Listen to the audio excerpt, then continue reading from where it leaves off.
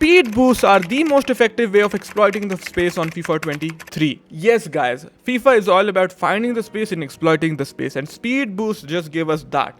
In FIFA 23 there are many speed boosts, but the best ones are just these that you need to master, right? First up on the list we have the step over speed boost. I will quickly recap it for you.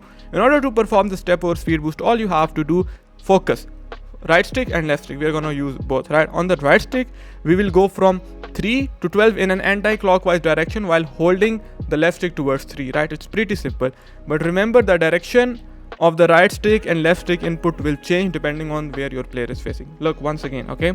We'll slow it down for you. Just pay close attention. Remember one thing, you have to hold the R2 button while exiting in order to perform the speed boost, right guys?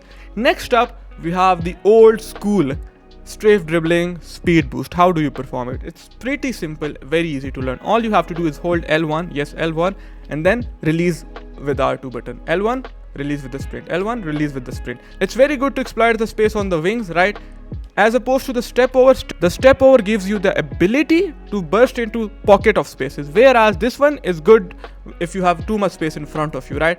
The L1 speed boost is really nice, but remember, hold the R2 button for a little longer. Some people aren't able to do this speed boost this year. It's because they just click or tap R1. You have to hold R2 button, right? You have to hold it actually. Now what is the final sprint boost am I talking about? If you also want to be coached by me, then check the link in the description for more details. It's not actually a sprint boost, but it is a sprint boost.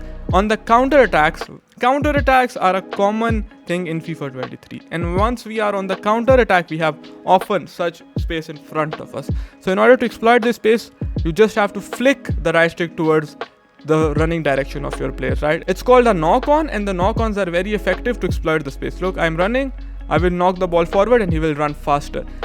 Every time you're on the counter attack and you have space in front of you, just use the knock on. If you perform it once, it's a little knock on, right? If you perform it twice, it's a big knock on. So if you have too much space, use the big knock on, but mostly you have to use the simple single knock on. Flick the right stick towards your player forward and you will end up scoring easy goals on the counter attack. FIFA is a game of finding the space, exploiting the space. Now we have learned 3 speed boosts. We have learned the step over speed boost, we have learned the L1 speed boost, and we have learned the knock ons.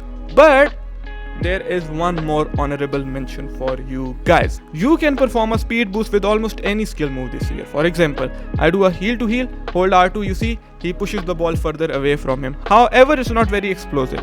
But the new skill move, the heel to ball roll, right?